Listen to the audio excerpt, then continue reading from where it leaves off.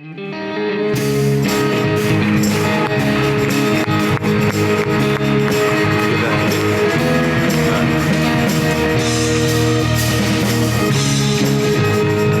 it to him.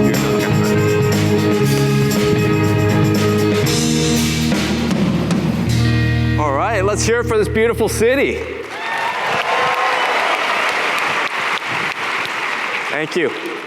I'm Whitman Kwok. I'm the CEO of KAV, and I'm here to ask for the privilege to build our company here with you.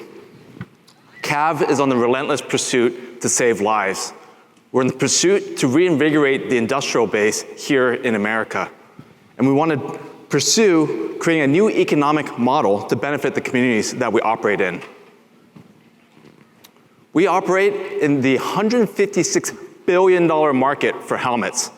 We have digitized the entire manufacturing process to make it much more capital efficient, and this allows us to focus on our mission to save lives and drive superior unit economics for the people that work at KAV, for partners, and the communities that we operate in. Every year, over 500 million helmets are sold in motor, safety, and sports. We're focusing initially on the cycling and cycling enthusiasts because they are a favorable customer demographic. So what do they look for? What do any of us really look for? We want to look better, we want to be comfortable, and you want to be well protected. The KAV helmet, like a well-tailored suit from Napoli's, is tailor fit to the individual. Yeah, right? Pretty good. That's pretty good, you got to admit. It comes in 8 billion sizes, one for every individual in the audience and the world. And it protects you better than anything out there with our patented materials and technologies. The lightning in the bottle, the magic, really is everything between our website and the shipping dock. We have our own materials, proprietary polymers that we put into our helmets. We have 3D printers that make beautiful helmets and print us money. And we have an entire software stack that does everything from the digital measurement of your head to the automation of the helmet production. This results in a very efficient business model. We are 4 times more efficient than a traditional manufacturer. We have 0 inventory because everything's made to order, and our gross margins are going to exceed 80%.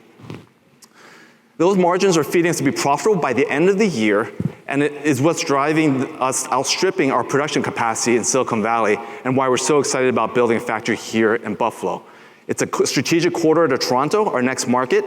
It cuts our logistics and is much more efficient and has a steep tradition, Buffalo has a steep tradition in manufacturing.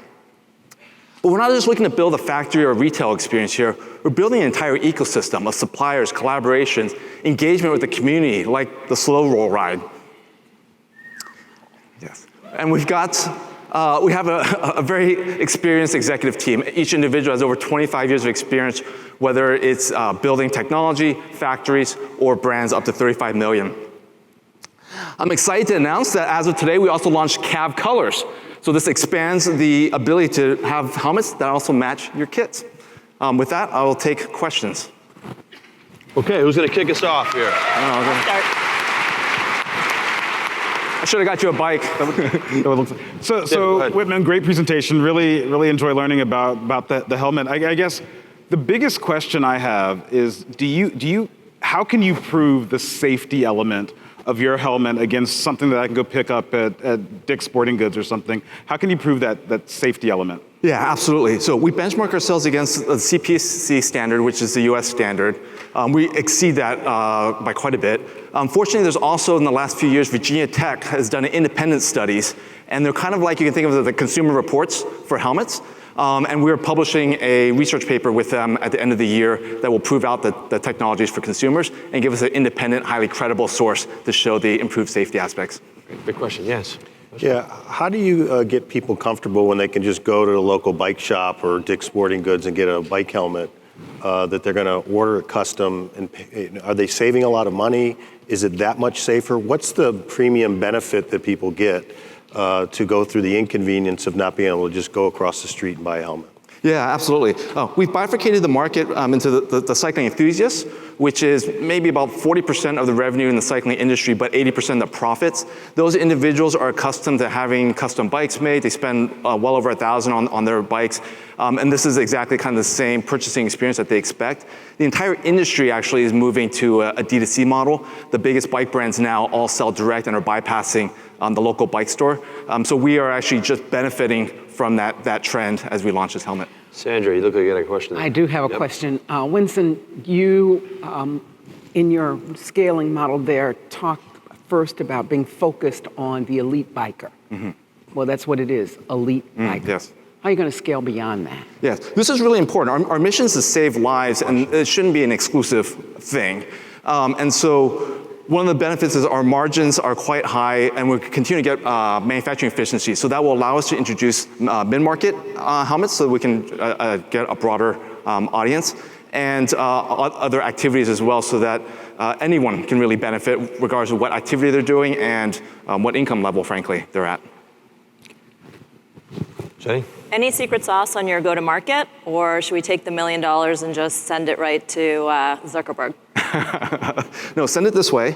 And the secret sauce is that we focus, whereas many of the competitors that we operate in are spend money on marketing, we have a highly differentiated product, and that allows us to tell a great story to earn media. We have a very high referral rate with our existing customer base, teams, and all our ambassadors. We have a number, actually all our ambassadors from last year gave up paid sponsorships in order to be part of KAV, to tell our story because they feel that passionate about it. That passion can't be bought, and that passion has allowed us to scale our sales very effectively. Sutian. How do you think about job creation in Buffalo? You mentioned growing the factory or building the second factory here. How many jobs does that create? What kind of jobs does that look like? Yeah. Honestly, this is a partnership with Buffalo, so the sky's the limit, right? The factory we're building will initially have a core team of 5. That's what the $1 million will help fund. But we will add people as the revenues increase, and so really the sky's the limit with respect to how many people we can hire, and obviously it's mutual beneficial for us to grow that factory as much as possible. Didn't get the number, but we got time for one more question. Anybody got one? David, please. Yeah, I got a big head, right? Like stuff doesn't fit in my head. How can I be sure your fit actually works? And I do get one of those 8 billion custom helmets. Yes, yes. Your head is not nearly as big as some of our customers. I won't mention names, so no, we do guarantee the fit, and honestly, your head is within our normal specifications. Yes, there's nothing. That makes nothing else has to be done at all. Good. No. Tell my wife that, please. Yeah. We're going to have to end it there. Great job, Winston. Thank you. Thank you. Give him a round of applause. Buddy, yo.